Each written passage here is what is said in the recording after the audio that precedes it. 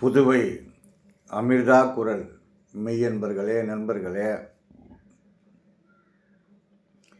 என்னோடு பணிபுரிந்த தோழர்களே, விவசாய பெருங்குடி மக்களே, இப்பொழுது ஒழுந்தியாப்பட்டு என்ற சிற்றூரில் செல்ல இருக்கிறோம்.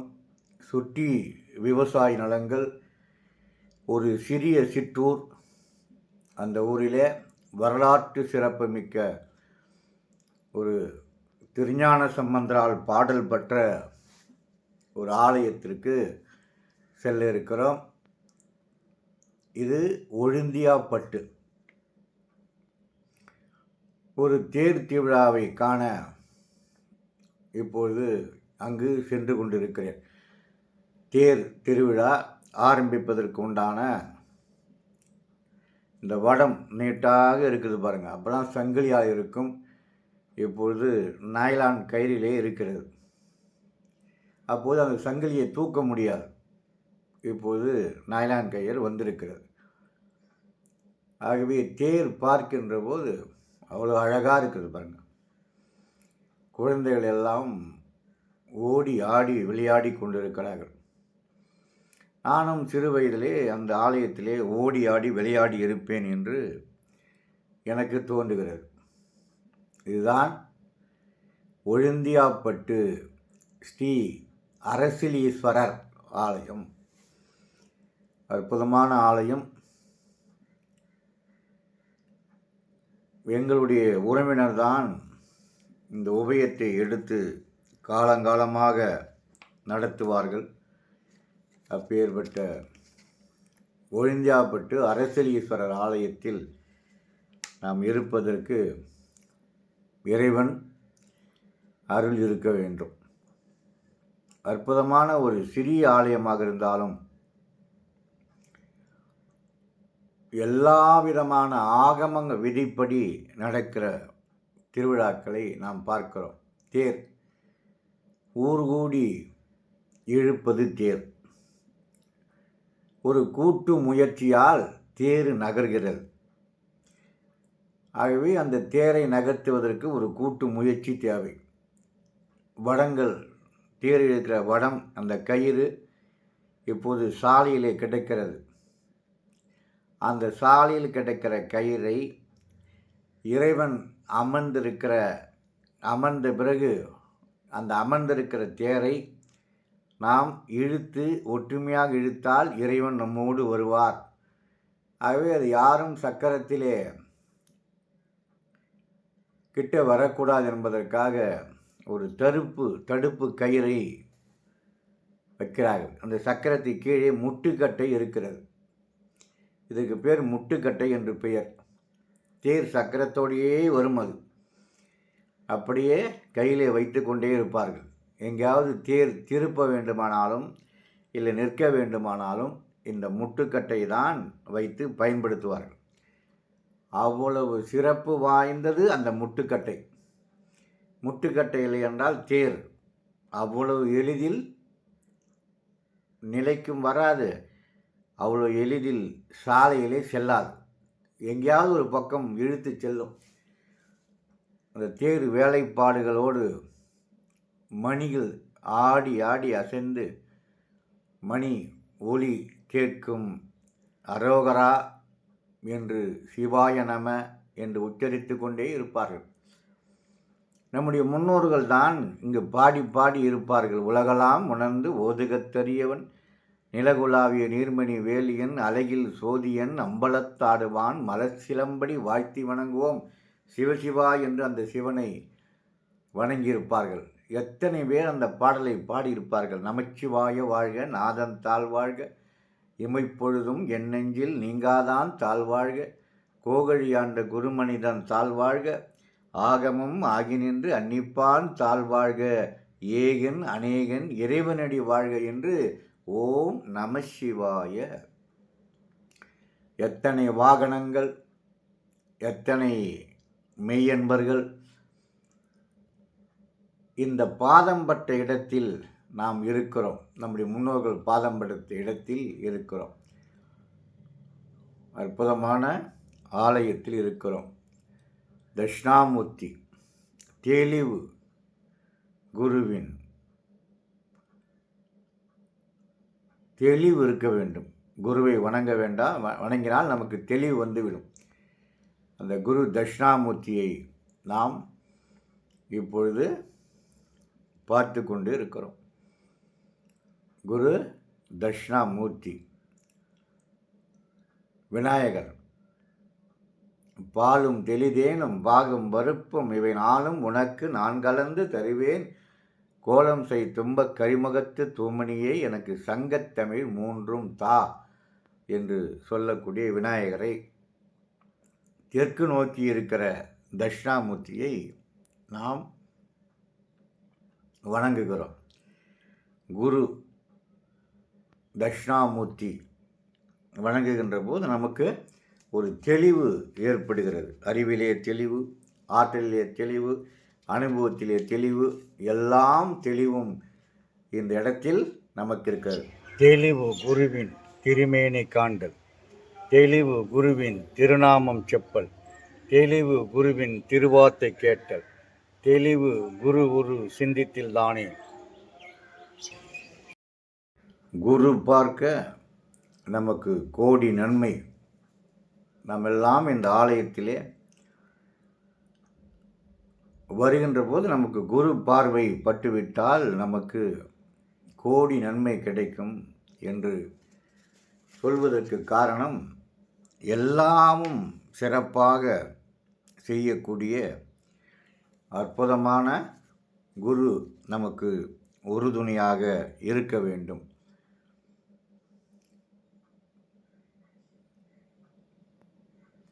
ஓம் நம சிவாய, ஓம் நம சிவாய, ஓம் நம சிவாய, ஓம் நம சிவாய, ஓம் நம சிவாய. ஸ்ரீ வள்ளி தேவசேனா சுப்பிரமணிய சன்னதி. வேல் உண்டு வினை இல்லை, மயில் உண்டு பயமில்லை, குகனுண்டு குறைவில்லை மனமே, கந்தனுண்டு கவலை இல்லை மனமே, மனமே மனமே என்று சொல்லக்கூடிய முருகப்பெருமானை வணங்கிவிட்டு அப்படி ஆலயத்தில் இன்னும் நிறைய இருக்கிறது. அதற்குள் தேர் வேலை சிறப்பாக நடக்கிறது என்பதை நானும் பார்ப்பதற்கு ஆவலாக வந்தேன். எல்லா வேலையும் சிறப்பாக செய்து கொண்டு இருக்கிறார்கள். இப்பொழுது ஒவ்வொருவராக சுற்று பக்கத்தில் இருக்கிற கிராமத்திலிருந்து சித்தூரிலிருந்து வந்த வண்ணம் இருக்கிறார்கள். எல்லாம் ரெடியாகிவிட்டது. கலசம் வைத்தாச்சு. இங்கு காப்பு, அதாவது காப்பு கட்டி கொள்வார்கள். தேர் நல்லபடியாக எந்த விதமான இடைஞ்சலும் இல்லாமல் வர வேண்டும் என்று வேண்டிக் கொள்வார்கள். நான் அப்படியே மீண்டும் அந்த கலச வைத்து பூஜை நடவுக்களை பார்த்துவிட்டு அப்படியே மீண்டும் அரசிலீஸ்வரர், திரும்ப திரும்ப அதை பார்க்கின்ற போது எனக்கு அரசிலீஸ்வரர் இந்த ஆலயத்துக்கு வந்தால் அரசனாகிற அளவுக்கு கொடுக்கிற தன்மை, மற்றவர்களை காக்கக்கூடிய தன்மை, நியாயத்தை பேசக்கூடிய தன்மை வரும் என்று என் மனதில் நினைத்து கொண்டு மீண்டும் மீண்டும் அந்த ஆலயத்தை உள்ளே சென்று வணங்குகின்ற போது ஒரு ஆனந்தம் ஏற்படுகிறது.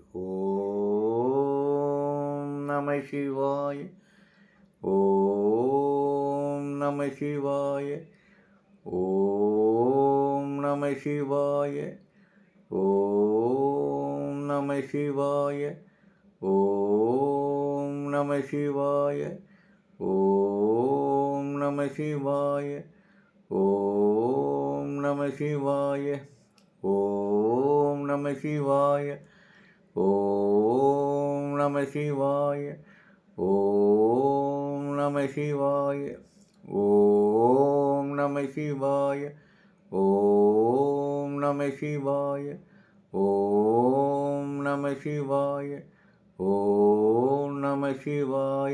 இப்பொழுது நம்முடைய எம்பெருமான் பூஜைகள் நடக்கிறது. உற்சவருக்கு அற்புதமான மண்டபத்திலே பூஜை நடக்கிறது. கல்யாண கோலத்தில் இருக்கிற சிலை அமைப்புகள் அற்புதமாக இருக்கிறது. எல்லோருக்கும் எல்லாம் கிடைக்க வேண்டும் என்று ஒரு மனதாக அங்கு இருக்கிறது வேண்டிக் கொண்டு அற்புதமாக பூஜைகள் எல்லாம் அற்புதமாக முடித்து சிவ மூலங்கள் இதான் கொடிமரம். கொடிமரத்து பக்கத்திலே அற்புதமான நந்தி இருக்கிறது. காளை வாகனங்கள், சூரியன், சந்திரன், எவ்வளவு வாகனங்கள் இருக்கிறது என்பதை ஒரு நாளைக்கு ஒரு வாகனத்திலே 10 நாள் அந்த பிரம்மோற்சவ விழாவிலே வருகிற காட்சியை நான் பார்த்திருக்கிறேன். இந்த கோயிலுடைய வரலாறை அங்கு அழகாக எழுதியிருக்கிறார்கள். திரு அரசியலி ஒழுந்தியாப்பட்டு திருத்தல வரலாறு. அதை படிக்கின்ற போது நமக்கே ஆச்சரியமாக இருக்கிறது. உழந்தை அகப்பட்டு என்றால் இது அரச மரம் காடுகள் நிறைந்த காடுகள் நிறைந்தது. அதிலே அரசன் ஒருவன் வேட்டையாடுவதற்காக வந்தான். அப்பொழுது ஒரு மான் வடிவிலே சிவபெருமான் வந்தாரா தெரியாது. அந்த மான் வடிவிலே வந்து ஒரு புதரிலே புகுந்தார். அந்த அம்பு போட்டவுடன் ரத்தம் வடிந்தது என்று சொன்னால் மான் மறைந்து விட்டது. கடைசியிலே சுயம்பு லிங்கம் தெரிந்தது. அதுதான் இங்கு சுயம்பு லிங்க மூர்த்தியாக இருக்கிறார். கிட்டத்தட்ட 31வது தலங்கள் இது. நம்ம திருஞான சம்பந்தரால் பாடல் பெற்ற தலம் என்று அந்த வழியாக நடந்து போயிருக்கிறார் என்றெல்லாம் வரலாறு அற்புதமாக இருக்கிறது.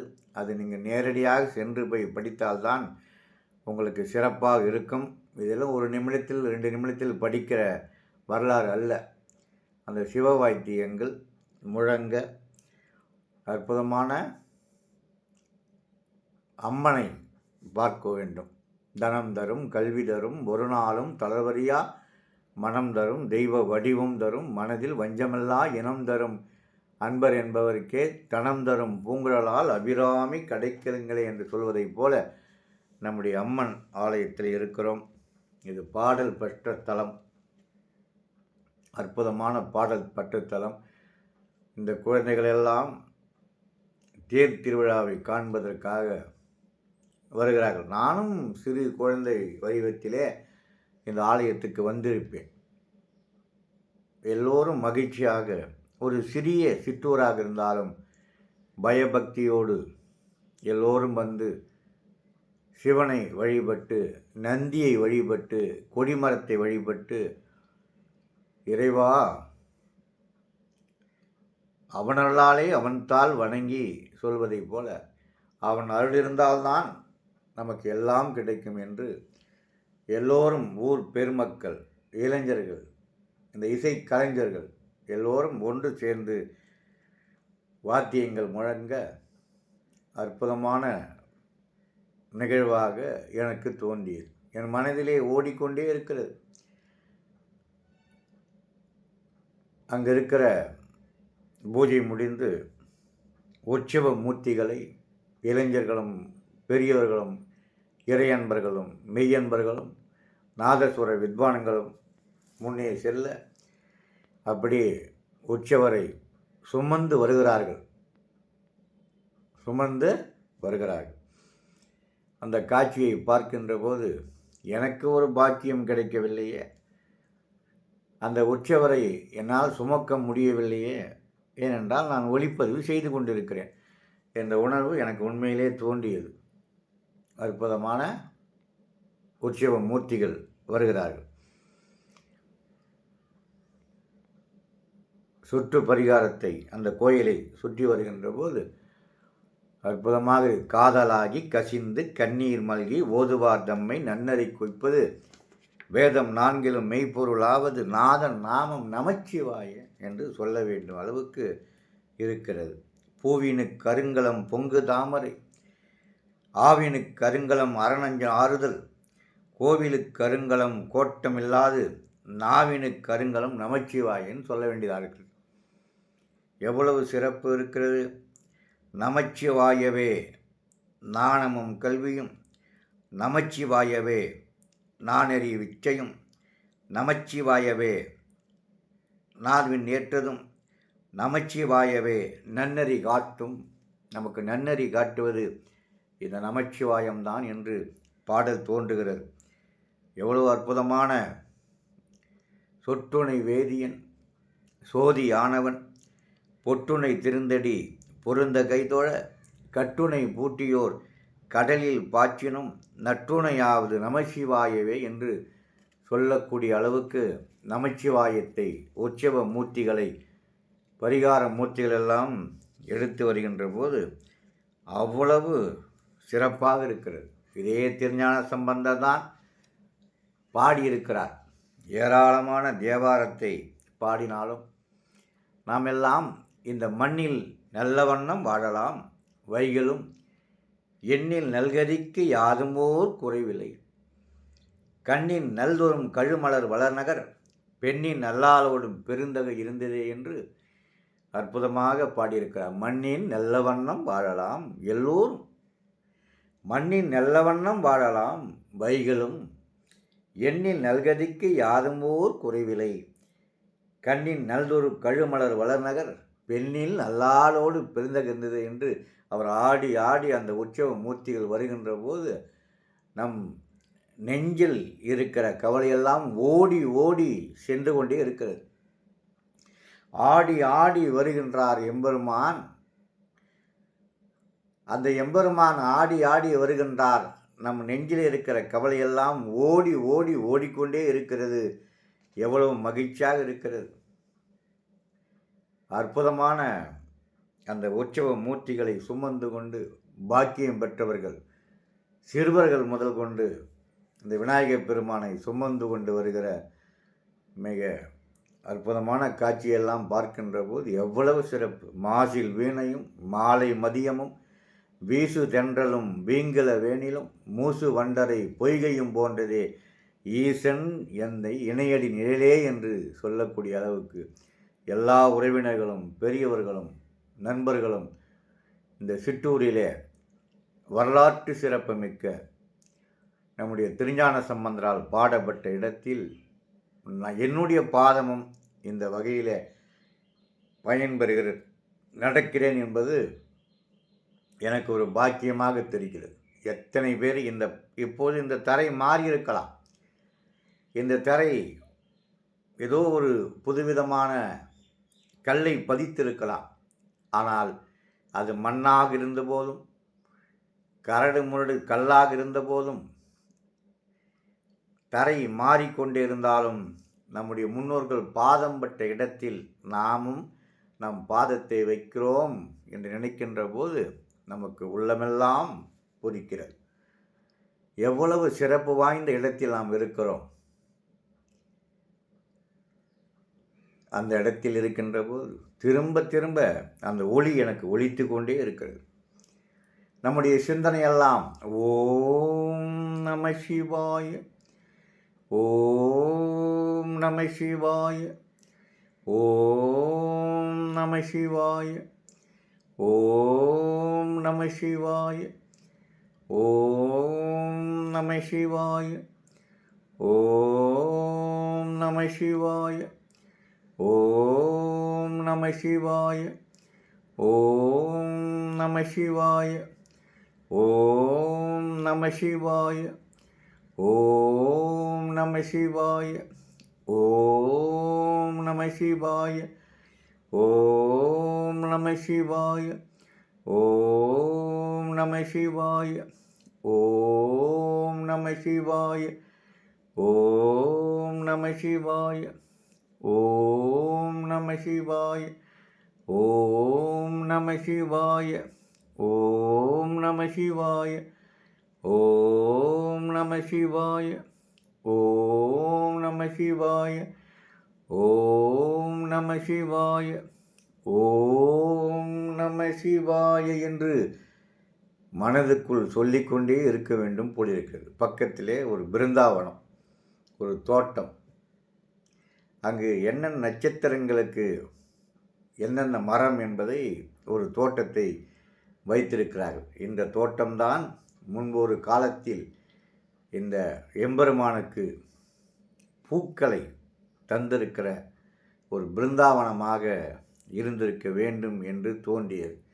அதையெல்லாம் பார்த்து அப்படியே வெளியிலே கோயிலுக்கு எதிரிலே தேர் நிற்கிற இடத்திலே வந்து இந்த நம்முடைய உற்சவ மூர்த்திகளை தேரிலே ஏற்றுகிற காட்சி கண்கொள்ளா காட்சி. அது எனக்கு கைலாய காட்சி போல தெரிகிறது. அப்படியே தோடுடைய செவியன் விடையேறி தூவின் மதிசூடி காடுடைய சுடலை பொடி பூசி என் உள்ளங்கவர் கல்வன் என்று திருஞான சம்பந்தர் பாடினாரே, அதேபோல் காளை வாகனத்தில் அற்புதமாக நம்முடைய எம்பெருமான் அந்த தேரிலே ஏற்றுகிற காட்சியை பார்க்கின்ற போது உள்ளமெல்லாம் பூரித்து கொண்டிருந்தது. எப்படியெல்லாம் நால்வர் பெருமக்களுக்கு அந்த கோபுரத்தையும் அந்த தேரையும் ஒரே கோணத்தில் பார்க்கின்ற போது கோபுர தரிசனம் கோடி புண்ணியம் என்று தோன்றுகிறது. அதற்குண்டான அற்புதமான வேலைகள் எல்லாம் நம்முடைய சிவாச்சாரியர்கள் செய்கிறார்கள். இந்த முட்டுக்கட்டைக்கு ஒரு பூஜை, உற்சவ மூர்த்திகளை தேரிலே அமர்த்துகிற காட்சியை பார்க்கிறோம். எல்லோரும் வந்து நிறைய பேர் அற்புதமாக அணிவகுத்து தயாராக இருக்கிறார்கள். இந்த எம்பெருமான் தேரிலே அமர்ந்து விட்டார். அவரை நாமெல்லாம் ஒன்று கூடி தேரை இழுத்து ஒரு மகிழ்ச்சியை தெரிவிக்க வேண்டும் என்று ஒன்று கூடி தேர் இழுக்க தயாராகிவிட்டார்கள்.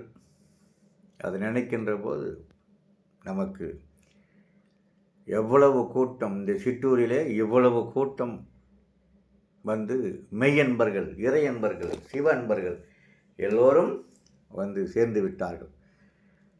இந்த ஒற்றுமையைத்தான் தேர் திருவிழா நமக்கு பிரதிபலிக்கிறது. எல்லாம் ஒன்று கூடி அந்த கயிற்றை இழுக்கின்ற போது எம்பெருமான் தேர் நகர்கிறது. அவருக்கு நகர்த்திக்க தெரியும். நீங்கள் ஒற்றுமையாக இருங்கள், ஒற்றுமையாக இந்த பக்கமும் அந்த பக்கமும் சேர்ந்து என்னை இழுங்கள், நான் வருவேன். திஷ்டி கழிப்பதற்காக வெண்பூசணியை சக்கரத்திலே வைத்திருக்கிறார்கள். அது சக்கரம் இழுக்கின்ற நேரத்தில், தேர் ஒன்று கூடி இழுக்கின்ற நேரத்தில் அது எப்படி அதை நசிக்கப்படுகிறதோ அதேபோல் நம்முடைய ஆணவம், கண்மம், மாயை என்பது அப்படி நசுக்கி ஓட வேண்டும்.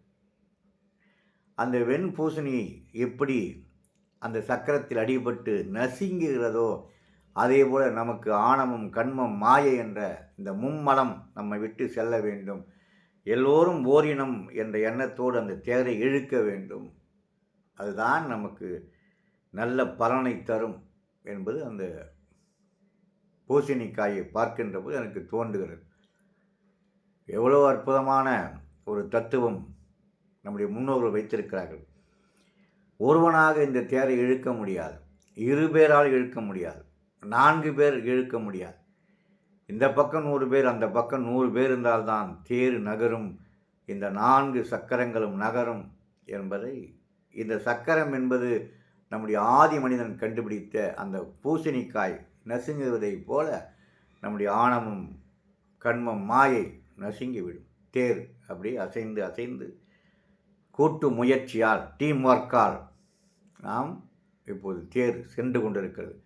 தேருக்கு பின்னால் செல்வது சில பேருடைய பழக்கம், தேருக்கு முன்னால் செல்வது சில பேருக்கு பழக்கம், தேரை இழுப்பது எல்லோருக்கும் பழக்கம். அந்த அற்புதமான அந்த டீம் ஒர்க்கை நமக்கு முன்னோர்கள் தந்திருக்கிறார்கள். இந்த பக்கம் 100 பேர், அந்த பக்கம் 100 பேர், அது ஆண்களும் பெண்களும் ஒன்று கூடி சிவாய நம சிவாய நம என்று சொல்லி அரோகரா என்று சொல்லி அந்த தேரை அப்படியே கொஞ்சம் கொஞ்சமாக தன்னுடைய முயற்சியால் இழுத்து அந்த தேரை நகர்த்துகிறார்கள் என்று சொன்னால் அதுதான் ஒற்றுமைக்கு உண்டான பலன்.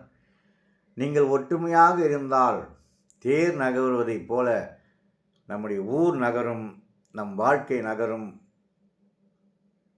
ஊர் உயர்ந்த இடத்துக்கு செல்லும், நகரம் உயர்ந்த இடத்துக்கு செல்லும், நாடும் உயர்ந்த இடத்துக்கு செல்லும்.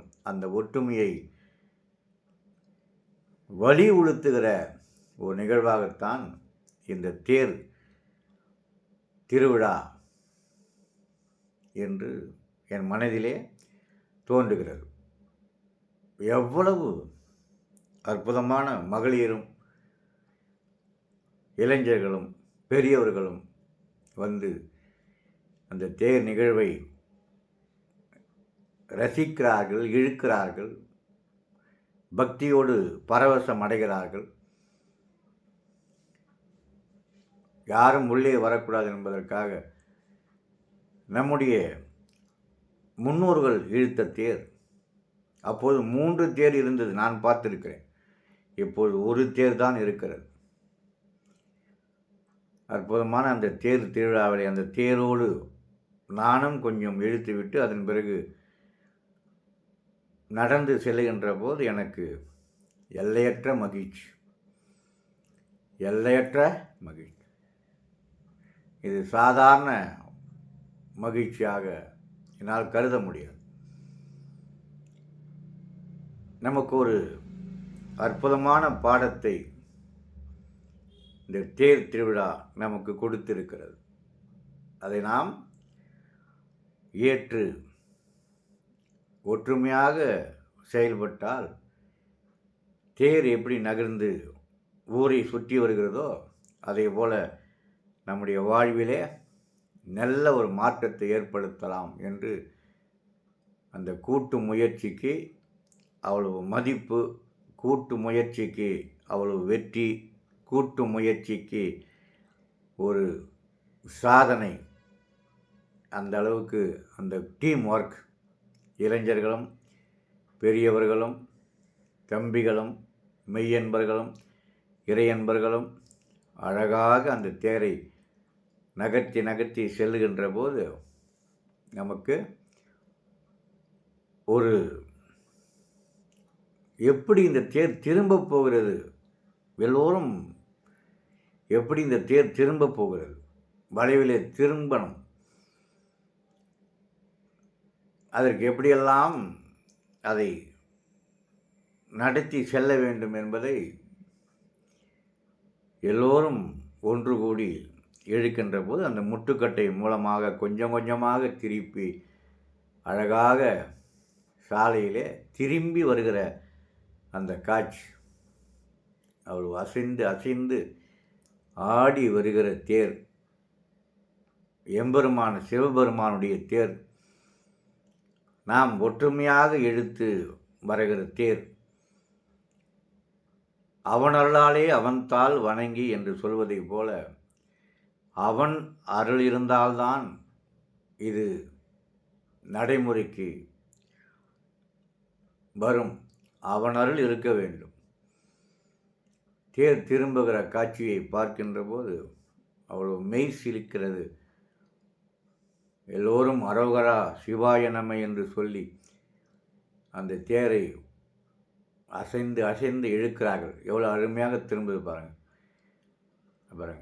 கொஞ்சம் கொஞ்சமாக அந்த கட்டையை போட்டு திருப்பி இந்த தேரை திருப்பி விட்டார்கள் என்பதை நினைவில் வைத்து, தென்னாடுடைய சிவனே போற்றி, எந்நாட்டவர்க்கும் இறைவா போற்றி, ஏகம்பத்துரை எந்தாய் போற்றி, பாகம் பெண்ணொரு ஆனாய் போற்றி, கண்ணாரமுத கடலே போற்றி, காவாய் கனக திரளே போற்றி என்று சொல்லி அற்புதமான இந்த தேர் திருவிழாவிலே கலந்து கொண்ட அத்தனை பேருக்கு நெஞ்சார்ந்த நன்றியை சொல்லி சிவாய நம.